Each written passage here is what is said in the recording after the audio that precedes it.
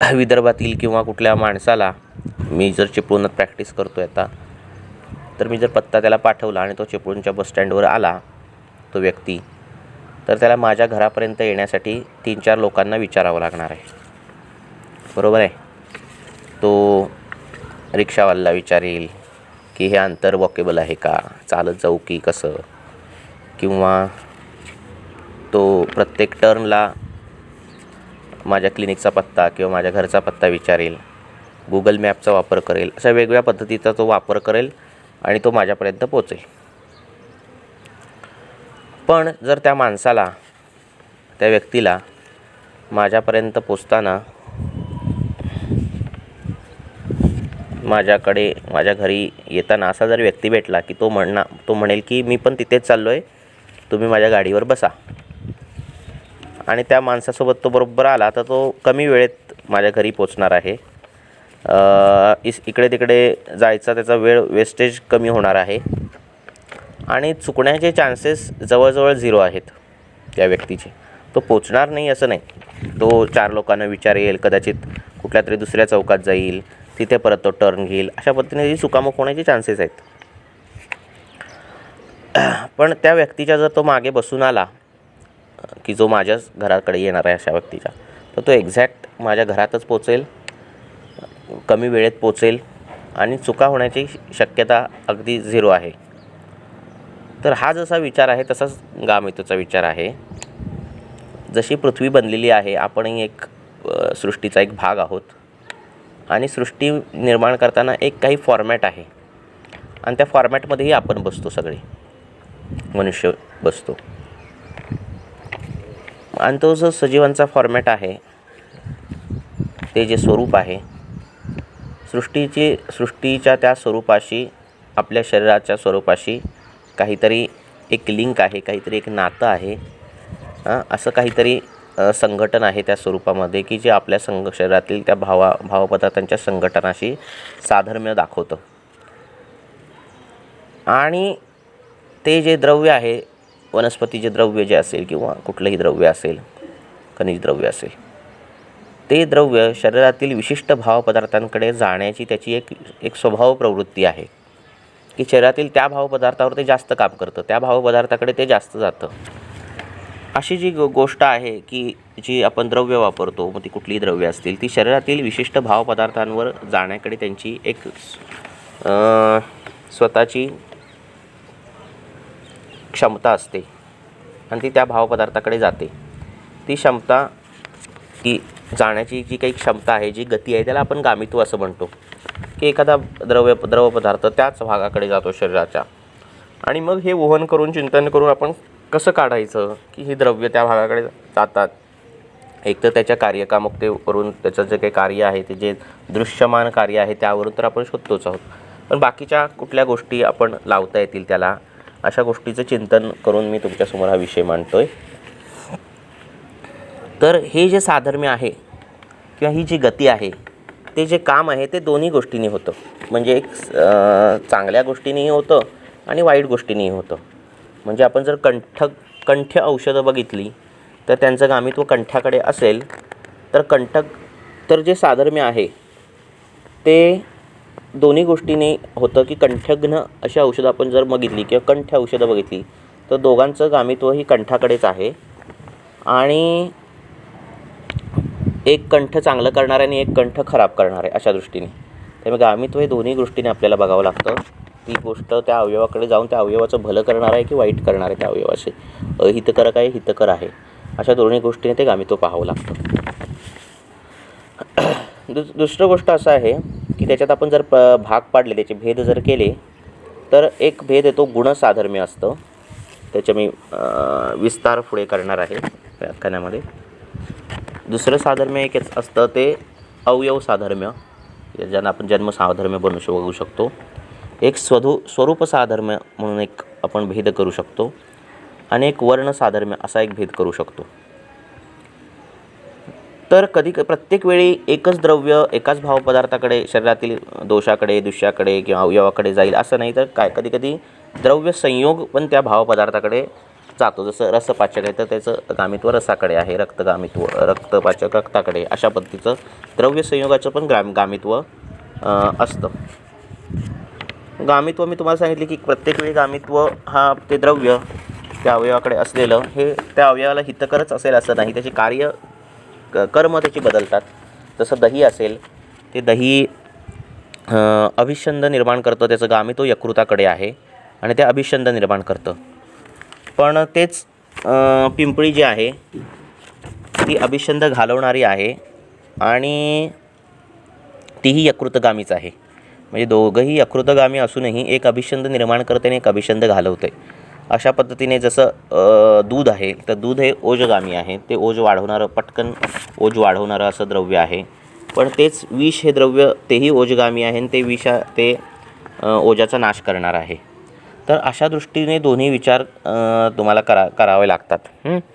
जसं दुधाचं गामित्व रसाकडेही आहे, त्यामुळे स्तन्यही पटकन वाढतं आणि तुम्हाला जर स्तन्य दोष दूर करायचे असतील तर दुधातून औषधं दिल्यास ते लवकर कार्यकारी होतात. अशा पद्धतीने विचार तुम्ही व्यवहारात प्रॅक्टिसमध्ये करू शकता. तर आपल्या शास्त्रात काही व्याधी दिलेली आहेत आणि त्या व्याधीची अग्रगण्य औषधं दिलेली आहेत. जशी चरका दिलेली आहे, अष्टांग हृदयकार आणि एकेरी द्रव्य दिलेली आहेत. तर याचा उद्देश, याचा विचार असा आहे की जर कासामध्ये आपण रिंगणी वापरली किंवा प्रमेयमध्ये आपण शिलाजितू वापरला किंवा रक्तपित्तामध्ये अमृता वापरली किंवा कुष्ठाच्या कारणामध्ये तीळ हे प्रधान सांगितलेलं आहे, असं जे तुम्ही बघाल त्यावेळी एक असं दिसतं की ती द्रव्य म्हणजे रिंगणी जर निदिदिका कासे असं जर सांगितलं असेल तर कासाच्या ज्या काही संप्राप्ती आहेत, कासाशी संबंधित जी काही स्रोतसं आहेत, कासाशी संबंधित जी काही दुष्य आहेत, त्या दुष्याकडे, त्या स्रोतसाकडे, त्या अवयवाकडे जाण्याचं गामित्व त्या रिंगणीमध्ये आहे, असा विचार आपण करू शकतो.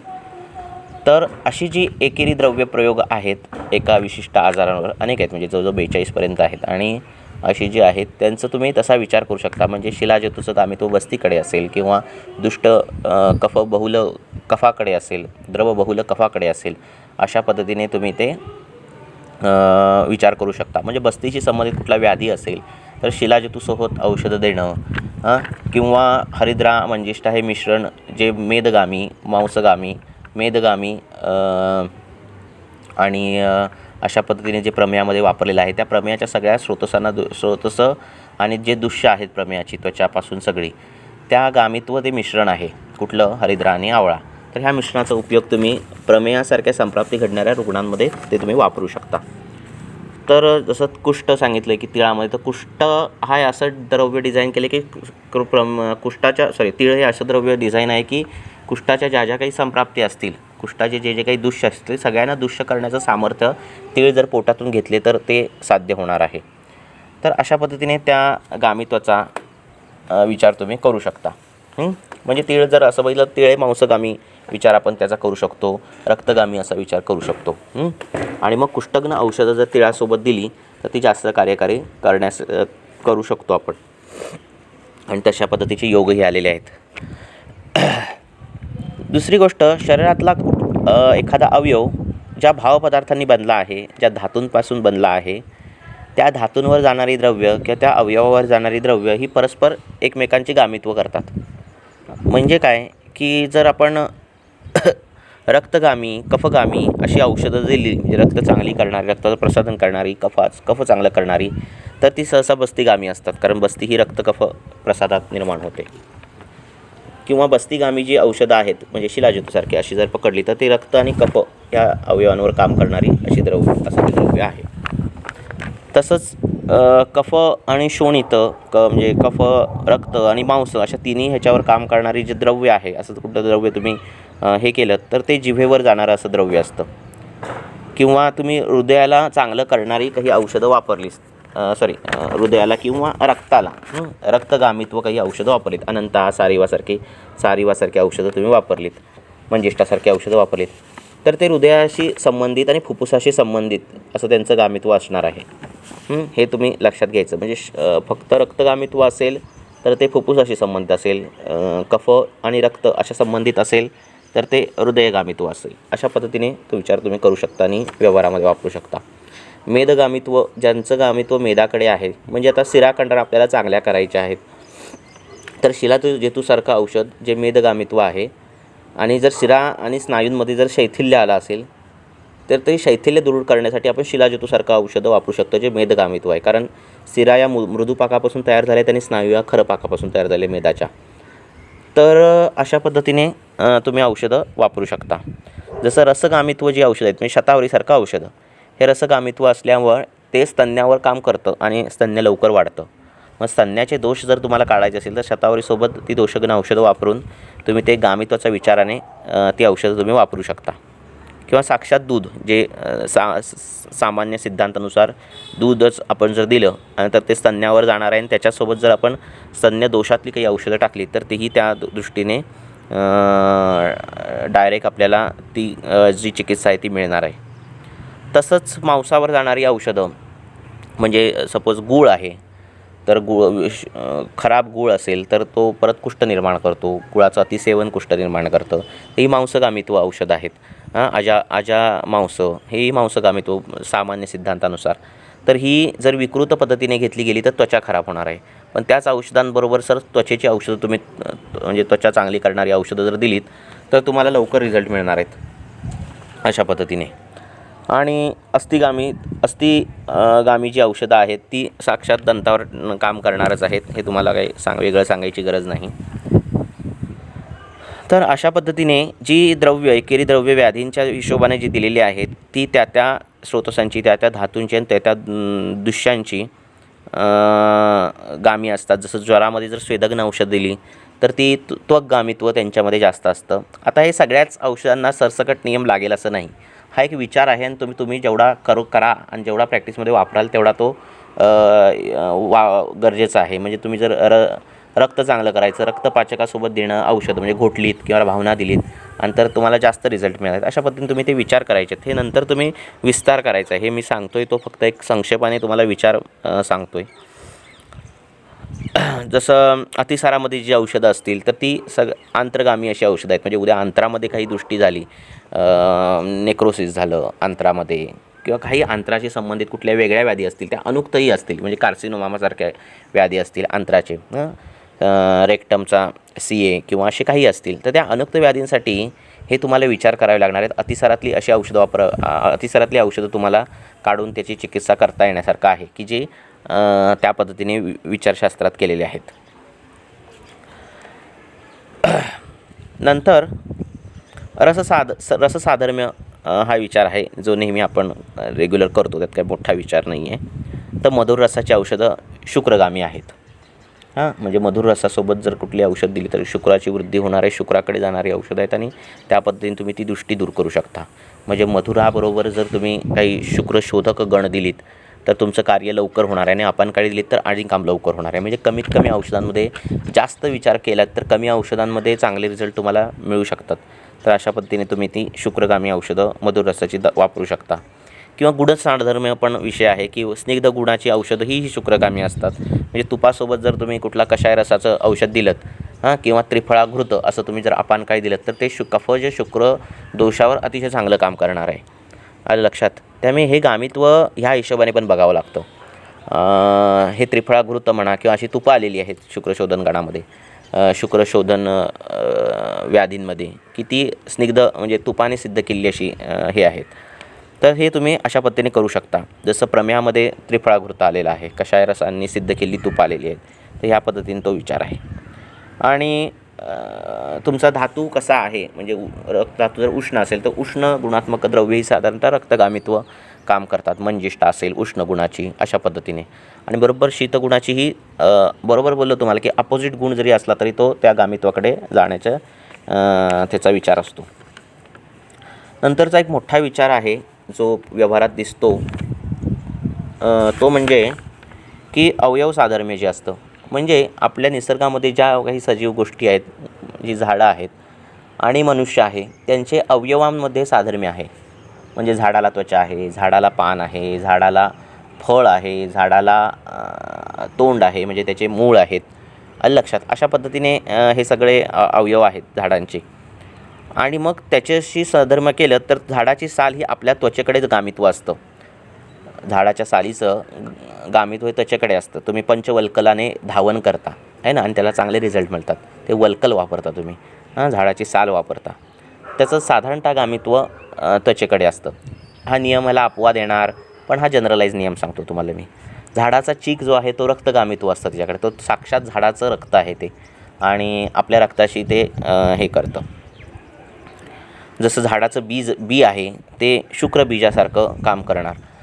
त्याच्यात पुनरुत्पत्ती, नवीन झाड निर्माण करण्याची शक्ती आहे त्या बीजामध्ये.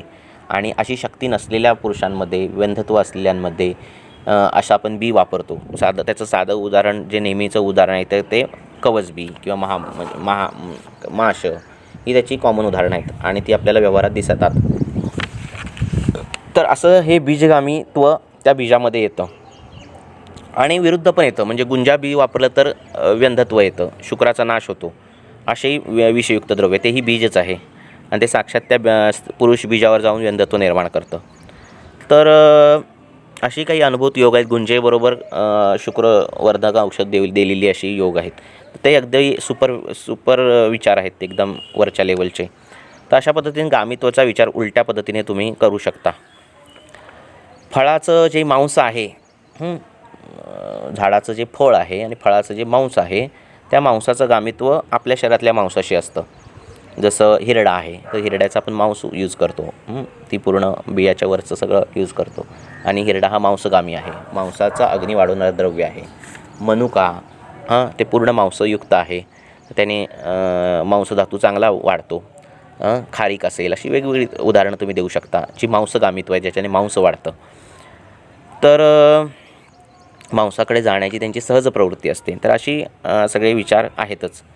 शिवाय पान, झाडाचं पान हे जे त्याचं फुफ्फुसच आहे, तो ज्याचं फोटोसिंथेसिसच्या पानाद्वारे होतं ते सगळं पान आणि आपलं फुफ्फुस हे एकत्र जर बघितलं तर पानाचं गामित्व हे फुफ्फुसाकडे जास्त जातं. मग तुम्ही एक हे आहे अनुभूत योग की सागक्षार, म्हणजे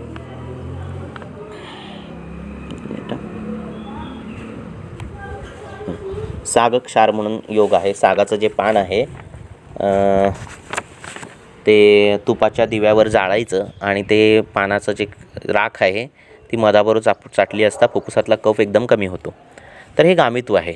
सागाचं पान जर तुम्ही चेचलं आणि असं हे केलं तर लाल लाल निघतं, म्हणजे शोणित फेन फुफ्फुसं जे आहे ते अगदी साधर्म्य. त्याची जर रचना बघितलं तरी अल्विओलाईची रचना तुम्हाला दिसेल पानांवरची. तर हे साधर्म्य, अवयव साधर्म्याने पण तुम्ही त्या द्रव्याचा विचार करू शकता. म्हणजे जर तुमच्याकडे फुफ्फुसाशी संबंधित कॅन्सर अशा पद्धतीचा जर रुग्ण असेल तर कासात जी आपण औषधं वापरतो, म्हणजे रिंगणी जर वापरायची असेल तर रिंगणीच्या पानांचा वापर करून बघा, त्या पानांचा रस काढून त्या पद्धतीने बघा. अडुळशाच्या पानांचा रस तुम्ही हे करू शकता. तर अशा पद्धतीने तो विचार तुम्ही करू शकता, जेणेकरून ते गामित्व त्या हिशोबाने जाईल. नंतर शास्त्रामध्ये कुठल्याही गोष्टीला अशी उपमा दिलेली आहे. कुठल्याही अवयव सांगायचा झाला तर हृदयाला कमळाची उपमा दिलेली आहे, किंवा सशाच्या रसाला आर्तवाची सशाच्या सशाच्या रक्ताला उपमा दिलेली आहे.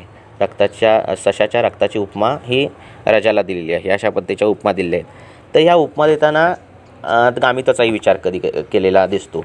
म्हणजे तुम्ही ज्यावेळी कमळाचे कल्प काही बनवतात तर ते हृदयगामी जास्त जातात, आणि कमलनालक क्षार असेल तो ब्लॉकेजमध्ये अतिशय चांगला उपयोगी पडतो.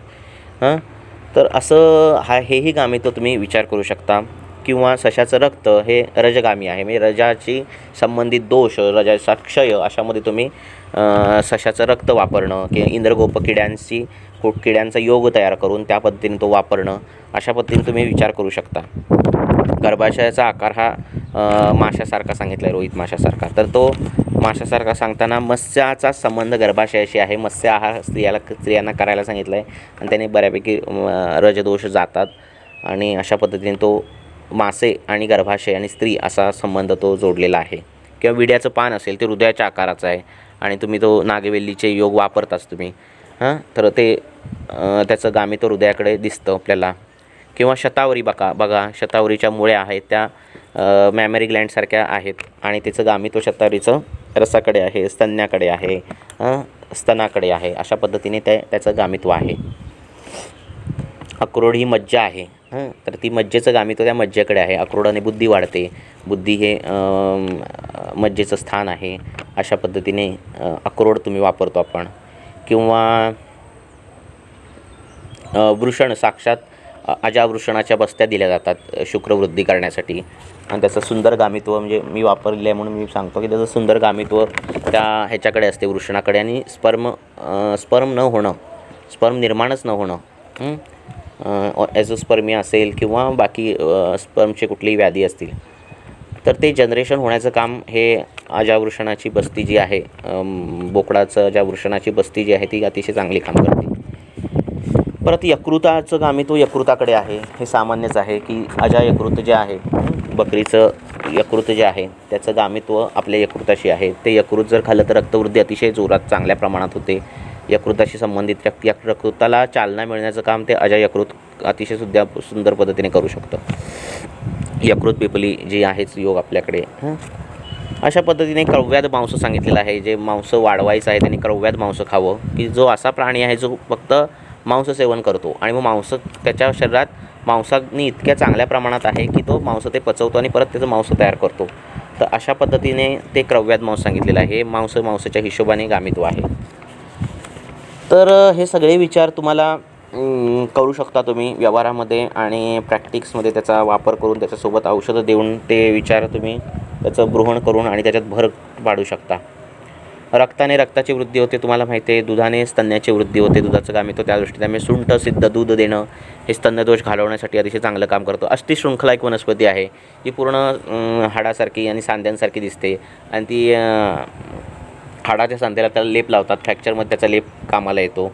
अशा पद्धतीने ती अष्टिशृंखला वापरतो आपण. गर्भाशय जे हे आहे, नारळाचं पाणी जे आहे ते ॲम्नायोटिक फ्लुइडशी साधर्म्य हे करतं. तो जर नारळाचा गर्भ पकडला, गर्भाशय पकडला, तर त्याच्यात असलेलं पाणी हे ॲम्नायोटिक फ्लुइड हे असतं. तर पक्व नारळ जो आहे ते पाणी पिल्यानंतर ॲम्नायोटिक फ्लुइड ज्याच्यात कमी आहे तर त्याचा उपयोग होताना दिसतो व्यवहारामध्ये. तर इतकं ते साधर्म्य स्वरूप साधर्म्य आहे. जसं लाजाळू ही स्पर्श, लाजाळूचा अतिशय चांगला तुम्हाला हे करतो की ती स्पर्शगम्य तिचं चांगलं आहे. तर ज्याच्यामध्ये सुक्ती हे लक्षण आहे, ज्याच्यात स्पर्श कळत नाही ज्या व्यक्तीला, त्या व्यक्तीला तुम्ही लाजाळूच्या भावना दिलेली औषधं अशी वापरू शकता किंवा त्या पद्धतीने त्याचे विचार करू शकता. त्याचं तेल बनवून लावायला देणं किंवा त्याचे ते द्रव्य हे करणं, अशा पद्धतीने तुम्ही विचार करू शकता. ज्याच्यात संज्ञाहानी आहे किंवा ज्याच्यात रक्तधातू चांगला तयार झालेला नाही, त्याच्यात रक्त तेल लावायला दिलं जातं की म्हणजे बोकडाचं रक्त आहे त्याच्याने सिद्ध करायचं तेल, आणि ते तेल अंगाला लावलं की रक्तधातू अतिशय चांगला होतो, त्याचं ब्रहण होतं आणि ते लवकर पचन होतं ते तेलाचं प्राजक पित्ताद्वारे. तर असं रक्ततेल पण तुम्ही बनवून हृदयाच्या पेशंटना किंवा रक्ताशी संबंधित पांडुरोगाच्या पेशंटना, पांडुजन्य हृदरोगाच्या पेशंटना ते देऊ शकता. शृंगभस्म दिलं जातं ज्याचं गामित्व अस्थिकडे आहे. हृदयाच्या अस्थी अशा पद्धतीने पण हृदयाचा अस्थिधातू अशा पद्धतीने पण ते गामित्व तुम्हाला देता येतं. आणि त्या शृंगाबरोबर वेगवेगळी औषधं, आता अस्थि विकृती असेल, विद्रदी असेल, कुठल्या तरी अस्थिमध्ये विद्रदी अशी आली असेल तर ती गामित्व देताना तुम्हाला एकतर अस्थिमज्जा पाचकासोबत ती औषधं द्यावीत किंवा शृंगभस्मासारख्या औषधांसोबत ते औषध दिली तर लवकर ते काम होणार आहे. वडाच्या पारंब्या आहेत, बघता तुम्ही. त्याच्या पारंब्याने जे सिद्ध तेलं बाजारात मिळतात, वटजटादी तेल जे म्हणतात, ते साधर्म्य केसांशी आहे आणि केस वाढताना सरळ सरळ व्यवहारामध्ये ते दिसतं. तर इतकं साधर्म्य असल्यावर आपण काहीतरी उहन करून ती शोधणं गरजेची आहेत. निसर्गातील भावपदार्थ आणि शरीरातील भावपदार्थांचं शोधणं गरजेचं आहे आणि त्याच्यावर तेवढे ते प्रयोग झाले पाहिजे. शास्त्रामधील त्याला कुठे कुठे कसे रेफरन्स आहेत, त्याचा रसगुण विपर्यय काय आहे, अशा पद्धतीने ते शोधून त्याचा प्रॅक्टिसमध्ये वापर करून तुम्हाला कमी औषधात कमी वेळात जास्त रिझल्ट देता येणं शक्य आहे. आता थोडक्यात संपवायला बघतो मी. तर वर्ण साधर्म्य पण आहे की रंगाशी साधर्म्य पण असतं. जर लाल रंग असेल तर तो रक्तगामी आहे. म्हणजे लोहभस्म आपण ह्याच्यात वापरतो किंवा लाल रंगाची फळं खायला सांगतात रक्त वाढवण्यासाठी. अशा दृष्टीने पिवळा रंग हा कामला, त्या व्याधीशी गामित्व करणारा आहे.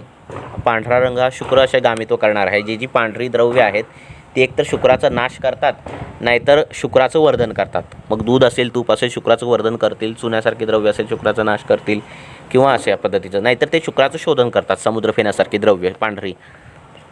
तर अशा पद्धतीने ती शुक्रगामित्व त्यांचं दिसतं. आता हा रंगानुसार कसं गामित्व दिसतं जर तुम्ही विचार कराल की हे कसं काय सर दिसतं, तर लक्षात ठेवा कुठलाही रंग हे सगळं बनलं आहे हे पंचमहाभूतांपासूनच बनलं आहे. आणि ह्या पंचमहाभूतांचं परमिटेशन कॉम्बिनेशन होतं आहे. त्या प्रत्येक महाभूताचे गुण आहेत. म्हणजे पृथ्वीचा गुण आहे. तुम्ही जर ऋग्वेद वाचाल, त्यातलं अग्निसूक्त वाचाल, तर अग्नी कसा आहे सांगितलं आहे. तर त्याच्यात अग्नीचं वर्णन केलं आहे. अग्नीचं स्वरूप कसं आहे, अग्नी कसा दिसतो, त्याची सिनॉनिम्स काय, अशी सगळी दिलेली आहेत वर्णनं. तर ह्या पंचमहाभूताचे स्वतंत्र गुण आहेत, स्वतंत्र रंग आहेत. जसे पृथ्वी महाभूताचा काळा रंग असेल, वायूचा राखाडी रंग अशा पद्धतीचा काळसर राखाडी रंग असेल, तांबडा रंग, निळा रंग हा अग्नीचा रंग असेल, लाल रंग अशा पद्धतीने. तर हे रंग दिलेले आहेत त्या महाभूतांच्या परमिटेशन कॉम्बिनेशनमुळे. रंगामध्ये पण परमिटेशन कॉम्बिनेशन होतं. आणि हे सगळे रंग ते पदार्थ म्हणजे त्या द्रव्यामध्ये असलेले रंग ते त्या महाभूतांची अभिव्यक्ती करतात त्या पदार्थांमध्ये. त्यामुळे आपल्याला जे लाल रंगाची पदार्थ आपण खातो त्यावेळी रक्तवृद्धी वाढताना दिसते. तर हे त्या दृष्टीने पंचमहाभूतांच्या दृष्टीने सगळं घडतं.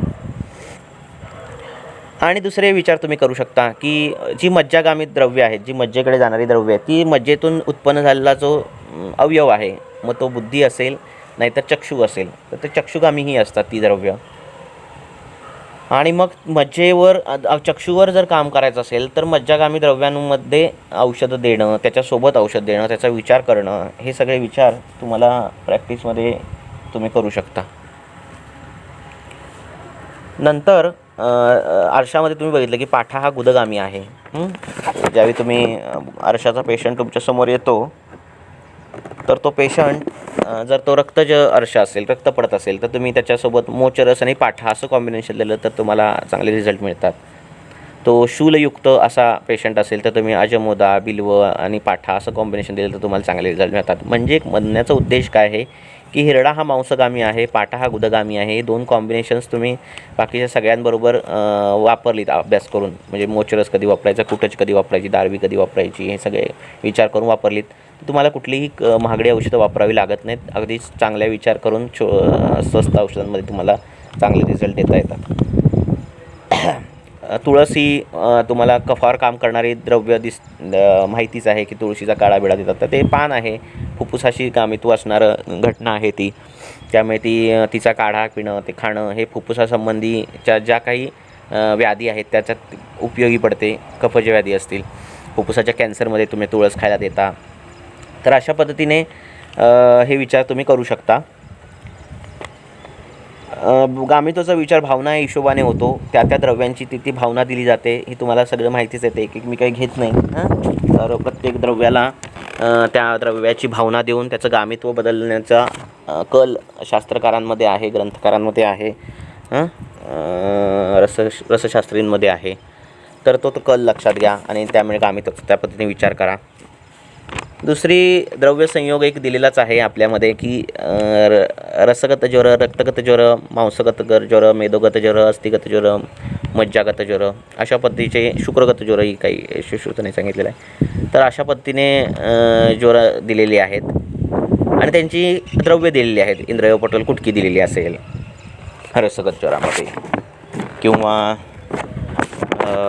रक्तगत ज्वरामध्ये जे काही कॉम्बिनेशन्स आहेत, रक्तपाचक जे आहे, पटोल, सारिवा, मुस्तापाठा, कुटकी जे काय आहे ते तो द्रव्य संयोग जो आहे तो त्या धातूंचा अग्नी वाढवून त्या धातूंकडे गामित्व त्याचं आहे. म्हणजे तुम्ही काय करू शकता की रसाचं गामित्व, तुम्हाला रक्तावर काम करायचं असेल, कुष्ठ असेल व्याधी, तर तुम्ही रक्तपाचक, मांसपाचक अशा 2 पाचकांचा वापर करून त्या कुष्ठानुसार औषध देऊ शकता.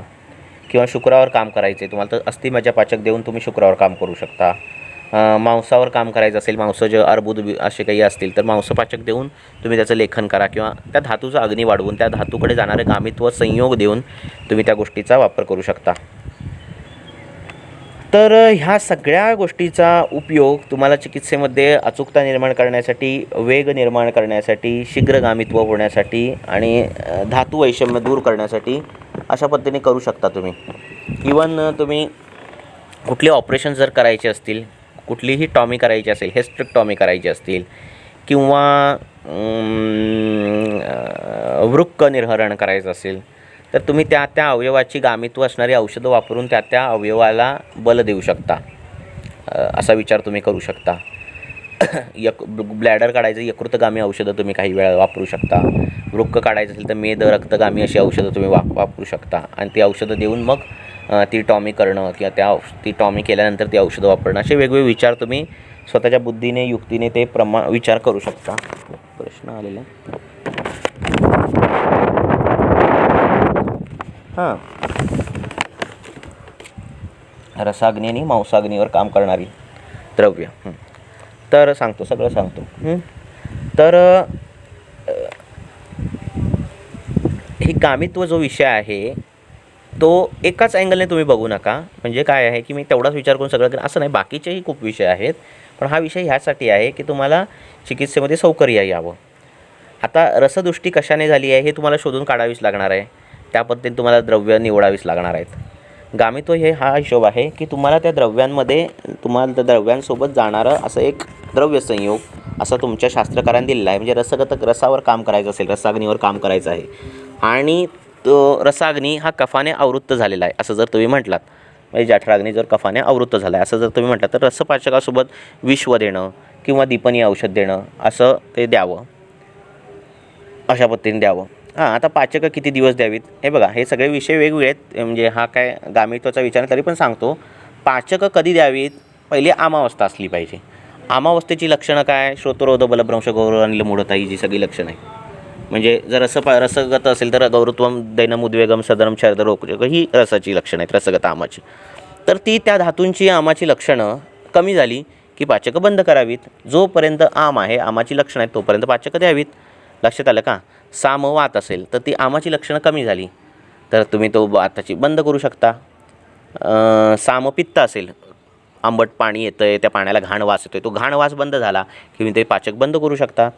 साम कफ असेल तर कफाला जे तंतू येत आहेत, घाण वास येतो आहे, तो घाण वास बंद झाला, त्याचं जे पिच्छिलत्व बंद झालं तर तुम्ही ते औषध बंद करू शकता. जोपर्यंत पाचन होत नाही तोपर्यंत पाचकं द्यायची, साधा नियम.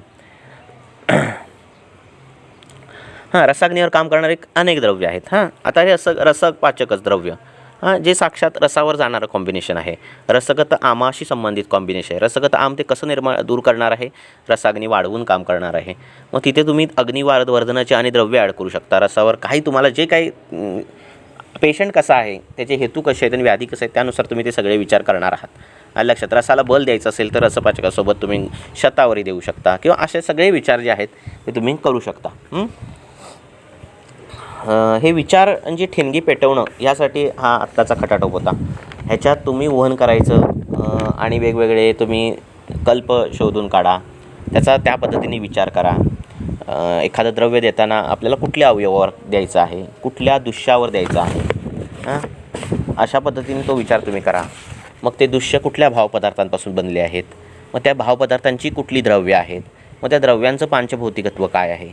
हे असे सूक्ष्म जेवढे विचार तुम्ही करत राहाल तेवढं तुमच्या प्रॅक्टिसमधील औषधं कमी कमी होत जाणार आहेत आणि तुमचे विचार वाढत जाणार आहेत. आणि विचार वाढत गेले की कमी औषधात तुम्हाला खूप काही गोष्टी करता येणार आहेत. तर हे शक्य आहे जर आपल्या द्रव्य सिलेक्शन हे योग्य असेल तर. इथपर्यंत मी बऱ्यापैकी हे सांगितलं तुम्हाला गामित्व, जे सगळ्या दृष्टीने त्याचा विचार सांगितला की तो स्वरूपभेदाने असेल, गुणभेदाने असेल, अवयवभेदाने असेल, वर्णभेदाने असेल, अशा सगळ्या भेदाने तो, किंवा व्याधीभेदाने असेल, एखाद्या व्याधीतलं एखादं द्रव्य अशा भेदाने असेल, तर त्या सगळ्या दृष्टीने तो विचार तुम्ही करू शकता. आणि काही तुम्हाला विचारायचं असेल तर विचारा. हा एक विचार आहे. त्रिफळा साधं द्रव्य आहे. त्रिफळा हे द्रव्य मधु आणि घृतासोबत असं जर द्रव्य संयोग दिला तर ते चक्षुगामी होतं, नाही का. त्यामुळे हे द्रव्य तुम्ही वापरू शकता. निर्गुंडी हे मज्जागत वाताचं शमन करणारं द्रव्य आहे, ते तुम्ही चक्षुच्या वातज रोगात वापरू शकता.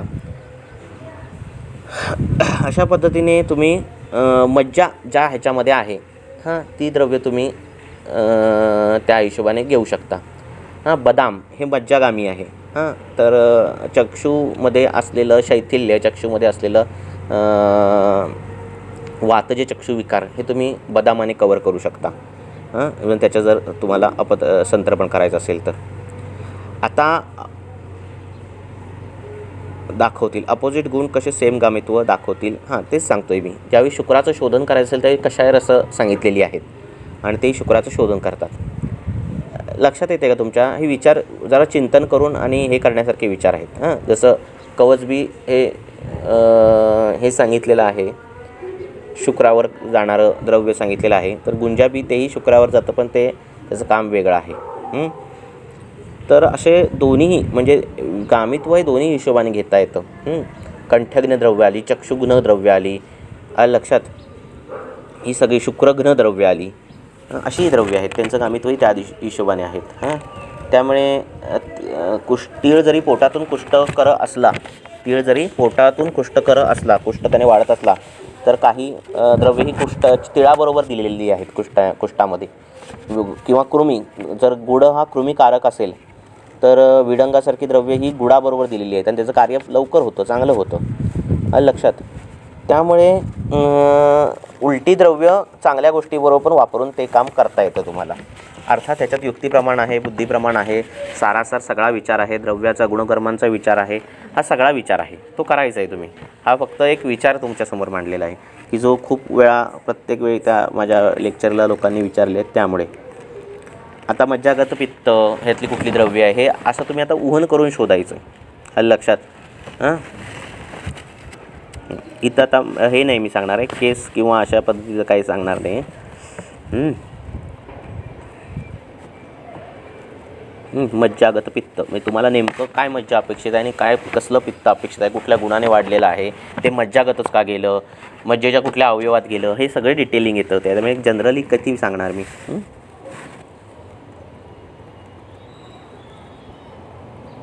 स्तन्यग्रंथीमध्ये रसपाचक कधी आणि मांसपाचक कधी वापरायचं. तर लक्षात ठेवा, स्तन्यगत रसगत आम ही पहिली घडणारी घटना आहे आणि नंतरची घडणारी घटना ही मांसगत अशी घटना आहे. म्हणजे नंतर रस, रक्त, मांस अशी घटना आहे. तर तिसरा धातू आहे. तर रसगत आमाची लक्षणं दिलेली आहेत, मांसगत आमाची लक्षणं दिली आहेत. ती एकदा तुम्ही वाचा, म्हणजे हे प्रश्नच मुळात हे होणार नाहीत. आलं लक्षात. जी सद्य लक्षणं दिसतात, गुरुत्व, छर्दीसारखं वाटतं, तोंडातून पाणी सुटतं, अशी जी लक्षणं दिसतात ती सगळी रसगत आमाची लक्षणं. अशामध्ये तुम्ही रसपाचक वापरता. रक्तोष्णा, पीडिका, तृष्णा अशा पद्धतीची लक्षणं जी असतात, त्वचेवर एक केस टाकलेली मी ग्रुपवर, तर त्या पद्धतीची लक्षणं असतील तर ती रक्तपाचकाने आपण रक्तपाचक वापरतो. तर गाठ मोठी असेल तर मांसपाचकाकडे जावं, पण साधारणतः रसपाचक 3 दिवस वापरणं, रक्तपाचक 3 दिवस वापरणं आणि मग मांसपाचक वापरणं असं विचारही करू शकता तुम्ही.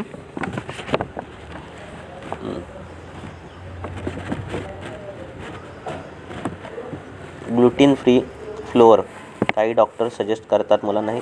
हे काय आपण आपला विषयच नाही मुळात. ते आज सजेस्ट करतील, उद्या त्याचा विरोध करतील, परवा ते कसं आहे, ही त्यांची थेरी आहे. बरोबर आहे.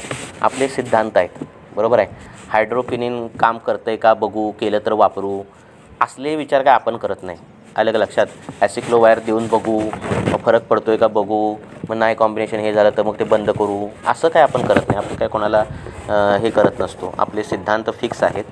आपल्यात काय दिलेलं आहे, नित्यसेवनीय काय आहे, किंवा वर्ज करणारी द्रव्य काय, क्षार नित्य सेवन करू नये, मध जास्त सेवन करू नये, अशी जी काही नित्यसेवनी आहेत, जास्त प्रमाणात मध सेवन करू नये, नित्य सेवन करू शकतो जास्त प्रमाणात करू नये, किंवा दही नित्य सेवन करू नये, मासे नित्य खाऊ नयेत, असं जे दिलेलं आहे ते त्या पद्धतीने आपलं द्रव्यगुणशास्त्र जे काय म्हणतं, आपले जे सिद्धांत काय म्हणतात त्यानुसार जायचं. आपल्याला काय त्यांचे कंटेंटचे काय लेणं देणं नाही. आलं लक्षात. कारण काय नुसता प्रोटीन नसतो. एखादं द्रव्य ज्यावेळी खातो त्यावेळी नुसता तो प्रोटीन नसतो. अंडं खाल्लं की पित्त प्रकृतीच्या लोकांना फुगे अंगावर लाली उठते, ते नुसतं प्रोटीन नसतं ना, ते पूर्ण द्रव्य असतं. मग त्या प्रोटीन वाढवायचं असेल तर त्या पित्त प्रकृतीच्या माणसाने दूधच पिलं पाहिजे. त्याच्यातून काय प्रोटीन मिळेल ते प्रोटीन मिळालं पाहिजे. आपल्याला प्रोटीन महत्त्वाचं नाही, आपल्याला द्रव्य महत्त्वाचं आहे. त्यामुळे ते द्रव्य पोटात गेल्यावर काय काम करणार आहे हे फार महत्त्वाचं आहे. कारण प्रत्येकाने प्रोटीन खाल्लं की प्रत्येकाचीच बॉडी वाढत नाही असं व्यवहारात दिसतं. कार्बोहायड्रेट एवढं खाणं हे प्रॅक्टिकली पण शक्य नाही. त्यामुळे आपली जी हे आहे, आपलं जे जे द्रव्यगुणशास्त्र आहे, रसगुणविरूपक आहे, जे द्रव्याचे धर्मपंचक आहे, त्यानुसार सगळे कार्य करतात. आणि तसेच आपल्या मनातही डोक्यातही तेच विचार असणं फार गरजेचं आहे. असं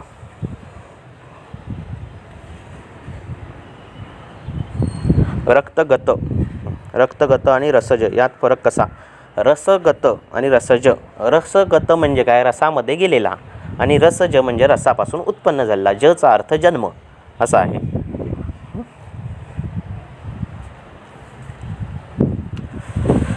ठीक आहे. त्यामुळे ते शब्द असे बघा. रसगत म्हणजे रक्तामध्ये गेलेलं. रसगत वात, रसगत पित्त, रसगत आम. रसामध्ये गेलेलं. का गेलेलं असेल? रसामध्ये काही दृष्टी असेल, त्या दृष्टीने ते गेलेलं. रसापासून उत्पन्न होणाऱ्या व्याधी असं. ठीक आहे. पुढे. Thank you Chougule sir.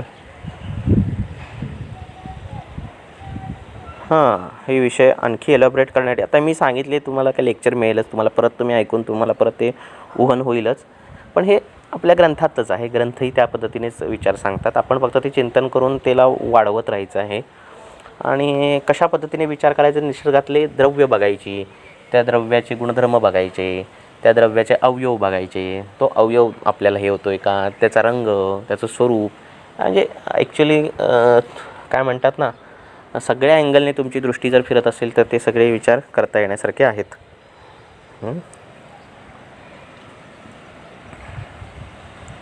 एकाच वेळी एकच धातुपाचक वापरता येईल का? की एकापेक्षा जास्त? नाही, एका वेळी एक वापरू शकतो आपण. एका वेळी एकच वापरायचा. कुठल्या धातूमध्ये आम गेला आहे त्यानुसार त्याच धातूची ट्रीटमेंट आपल्याला करायला हवी ना. सगळं एका वेळी नाही वापरू शकतो. मग कुठकी डबल होणार, टिबल होणार, असं नाही करू शकतो. एका वेळी एक वापरावं. गुरुत्वाची लक्षणं कमी झाली की रसपाचक बंद करावं. मग रक्तोष्ण पीडिका दिसत असेल तर रक्तपाचक वापरावं. अशा पद्धतीने ते सगळं करावं. अजून चला, अजून एक दोन प्रश्न घेऊया.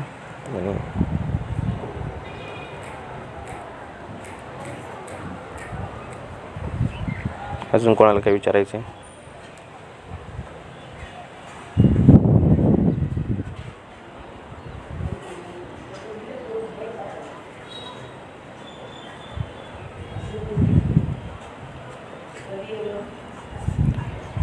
कसं असतं, अस्थिमज्जा, हृदयात अस्थिमज्जा. ठीक आहे, आता एक घेऊया, एक दोन घेऊया आणि आता ग्रुपवर टाका. हृदयात अस्थिमज्जापासून काय बनलं आहे? कसं असतो की कुठलाही गुण किंवा कुठलाही धातू हा ॲब्सोल्यूट नसतो. गुण ॲब्सोल्यूट नसतो म्हणजे काय आहे की मी जर स्निग्ध गुण सांगितलं तुम्हाला, तो स्निग्ध गुण म्हणजे त्याच्यात वृक्षताही थोडी असते, पण ती इतकी कमी असते की ती स्निग्धतात तो गुण असतो. आलं का लक्षात? म्हणजे ज्यावेळी मी शीतगुण म्हणतो त्यावेळी त्याच्यात उष्णता ही थोडी असतेच. आलं लक्षात? उष्णगुण असतो पण तो इतका कमी असतो की तो गुण शीत असतो. आलं लक्षात? त्यामुळे हे गुण ॲब्सोल्यूट नसतात कधीही. पंचभौतिकत्व ॲब्सोल्यूट नसतं. हे द्रव्य पूर्ण पृथ्वी महाभूताचं आहे असं नसतं. त्याच्यात आकाश पण असणार, तेज पण असणार, वायू पण असणार. फक्त ती मात्रा कमी असल्यामुळे उपदेशस्तु भूयता नाही, ते पृथ्वी महाभूत प्रधान द्रव्य असं आपण म्हणतो. आलं लक्षात? आणि मग त्याला गंध बाहुल्यत्व येतं, ते सगळं आलं. त्यामुळे हृदय जर मांसमय बघितलं आपण तर त्याच्यातलं धारण करण्याची शक्ती ही अस्थिधातूचा अंश आहे. असं जर आपण बघितलं, त्याची धारण करण्याची क्षमता म्हणजे थांबण्याची क्षमता, हे करण्याची क्षमता, तर त्या हिशोबाने तो अस्थिधातू आपण पकडायचा. त्या अस्थि शोधायचा नाही आपण, त्या हिशोबाने तो धारण क्षमतेच्या हिशोबाने अस्थिधातू आपण तो बघायचा आहे, कामाच्या हिशोबाने. असा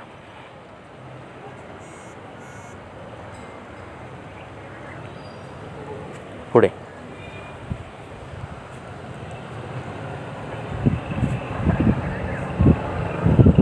लघुसूचकाचं काय? नागवेल स्वरसाची भावना दिली आहे. नागवेल स्वरसा उष्ण आहे आणि ते त्यामुळे त्याचं योगवाहित्व येतं. आणि रसावृत्त ज्या घटना आहेत, रसाशी आणि कफाशी आवृतत्वाच्या ज्या घटना आहेत, पित्ताशी संबंधित म्हणजे द्रवगुणात्मक पित्त, अशा पद्धतीच्या ज्या घटना आहेत, म्हणजे कफाची कारणं घडलेली आहेत आणि त्याच्यातून कफाचा द्रवगुण वाढला आहे, तो पित्ताला कारणीभूत ठरला आहे, अशा पद्धतीच्या ज्या घटना आहेत तिथं नागवेलीची भावना देऊन काम करता येतं आणि असा विचार तुम्ही केला तर ते द्रव्य लवकर तो योग लवकर कळेल. हो, तसं करू शकतो तुम्ही. वॉलला स्टिनॉसिस लक्षात ठेवा. आता स्टिनॉसिस होतोय म्हणजे कडकपणा येतोय. मग कडकपणा आणण्यासाठी आपण काय करावं लागतं की तिथे आपल्याला स्निग्ध गुण आणावा लागतो. मग स्निग्ध गुण आणण्यासाठी आत्ता जवळचा मार्ग काय हृदयामधला, तर तो जो हृदय जिथे आहे, जी जागा आहे त्याच्यावर म्हणजे त्याच्यावर त्वचेवर आपण जर तेलाचा पिचू ठेवला किंवा तेलधारा केली तर उपस्नेह न्यायाने ते तेल हृदयाकडे लवकर जाणार आहे. लक्षात आलं की नाही. त्यामुळे त्यावेळी तेलाचा पिचू ठेवला स्टिनॉसिसमध्ये तर त्याचा जास्त फायदा होईल. आणि सोबत जर तुम्ही अस्थिमज्जापाचकं किंवा रक्त मेदोपाचकं अशी कारण हृदया शिरा आहे ना, आणि शिरा ह्या मेदापासून बनलेल्या आहेत, अश्रुजापासून पण बनलेल्या आहेत.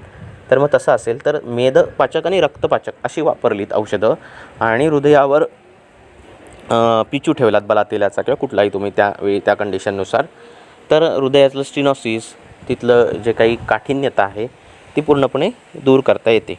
ह्या हिशोबानेच तर आपल्याला गामित्व हा विचार करता येतो आणि प्रॅक्टिसमध्ये फायदा होतो.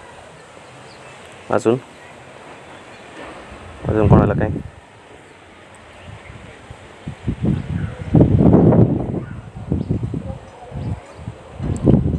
शंका येणार? कारण विचारच असा आहे की तुम्हाला तो विचार करायला भाग पाडणार आहे.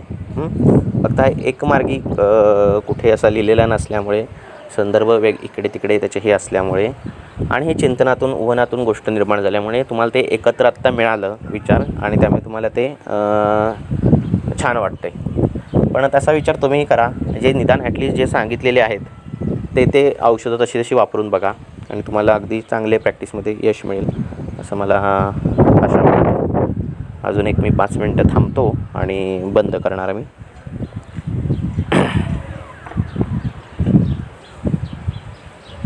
अजून कोणाला काही शंका असतील?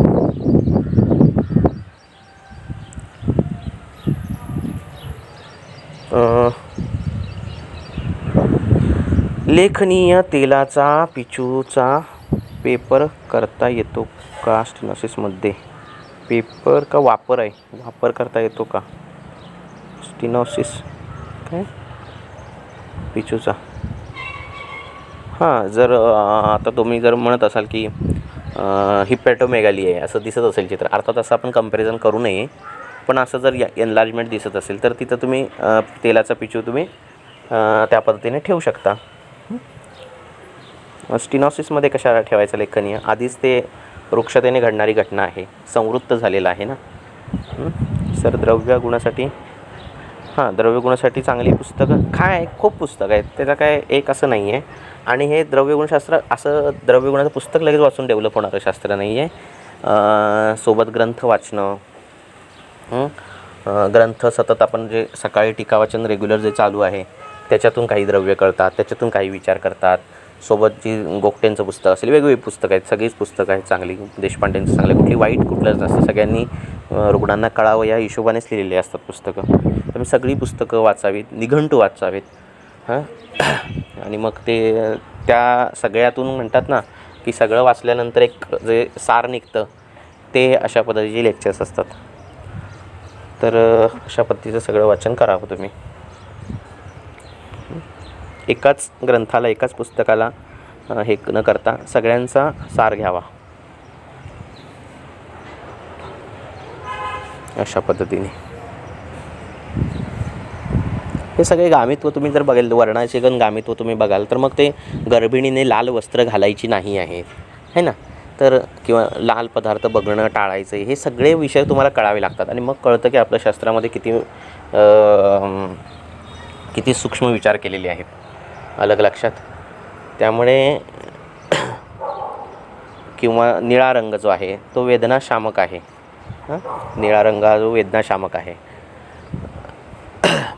आणि मग ह्याच्यात सांगितलेलं आहे ऋग्वेदामध्ये.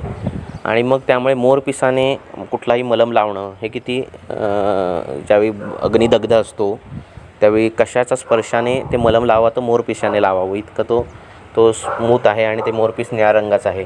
हे सगळे विचार किती बारीक आहेत आपल्या शास्त्रामध्ये हे कळून जातं आपल्याला. अशा पद्धतीचं. त्यामुळे प्रत्येक गोष्ट वाचताना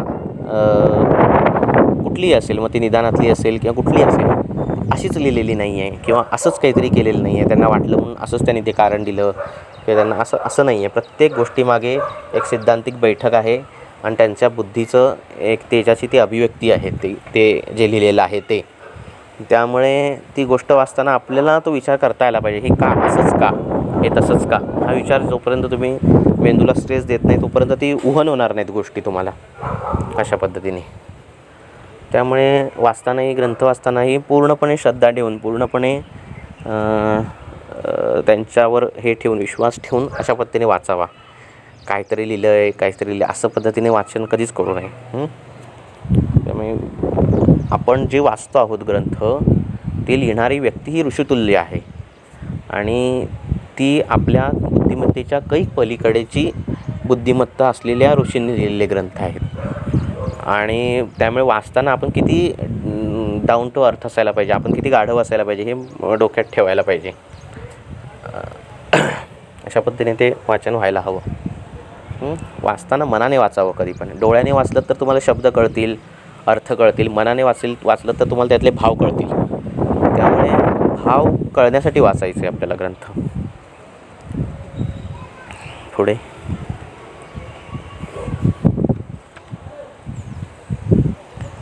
अजून कोणाला काही प्रश्न?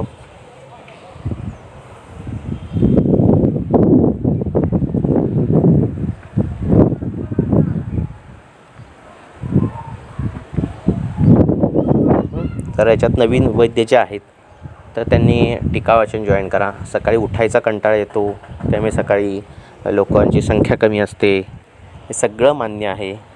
पण एका विशिष्ट स्तराला आल्यावर, प्रॅक्टिसच्या एका खुर्चीवर बसल्यावर तुम्हाला या गोष्टींची गरज पडेल आणि त्यावेळी कदाचित ते असेल तुमच्यासमोर किंवा सांगणारा असेल, हे कदाचित त्यावेळी नसेलही. त्यामुळे मग ती वेळ गेल्यावर मग विहीर खणण्यापेक्षा आत्तापासून जरा आपल्या झोपेला, आपल्या आळसाला जरा लगाम द्यायचा आणि ह्या जिथे जिथं वाचन असतं, टीका वाचन असेल किंवा काही असेल तर तिथे ती लेक्चर्स ऐकणं, मूळ ग्रंथ जिथं वाचन आहे. कारण कसं आहे, मी म्हणणं ह्याला काही महत्त्व नाही आहे, माझ्या नावाला काही महत्त्व नाही. मी कुठल्याही लेक्चरच्या आधी मी हा बोलतो आहे, तो बोलतो आहे असं मी नाव कधीच सांगत नाही, कारण मला महत्त्वच नाही आहे. मी टीका जर वाचत असेल तर मला अजिबात एकाही गोष्टीचं महत्त्व नाही आहे. मी जे वाचतो आहे त्या गोष्टीला खूप महत्त्व आहे आणि ते अष्टांग हृदयाला महत्त्व आहे, त्या अरुण दत्ताला महत्त्व आहे, त्या हेमाद्रीला महत्त्व आहे आणि म्हणून आपण ते वाचत आहोत. त्यामुळे ते सगळं करायचं आहे. त्यामुळे हे माझे विचार आहेत किंवा ह्या वैद्याचे विचार, ह्याच्यापेक्षा ग्रंथकारांना काय वाटतं, त्यांचे विचार काय आहेत हे आपल्यासाठी ऐकणं फार महत्त्वाचं आहे. बाकी सगळे त्यांच्यासमोर फिके आहेत. त्यामुळे मूळ ग्रंथ वाचन करणं, स्वतः करणं, कोण करत असेल त्यांचं ऐकणं हे गरज आहे पुढच्या काळाची. तर त्या पद्धतीने तुम्ही ते जॉईन करा. जे कोणी करत असतील वाचन, टीका वाचन करत असेल त्यांना जॉईन करा, कोणालाही करा, पण मूळ ग्रंथ वाचा. अशा पद्धतीने आत्तापासून सुरुवात करा. बरं,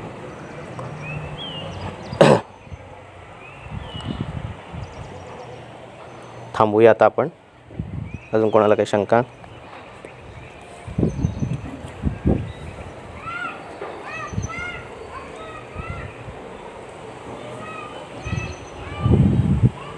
धन्यवाद. या लेक्चरची लिंक पण तुम्हाला लवकरच मिळेल. वैद्य आहेत ती स्वतःच्या यूट्यूबवर टाकता येत ती लिंक आणि जेणेकरून ती पोचते सगळ्यांपर्यंत. टीका वाचन मी का यूट्यूबवर टाकत आहे, सगळं प्रकरण मला मोठं वाटतं आणि ते किचकट वाटतं म्हणून ते मी सगळं टाकत नाही. त्याच्यापेक्षा जे कोणी रेकॉर्ड करतील त्यांच्याकडून रेकॉर्डिंग्स घ्या, असं काही तुम्ही करू शकता. ठीक आहे, धन्यवाद.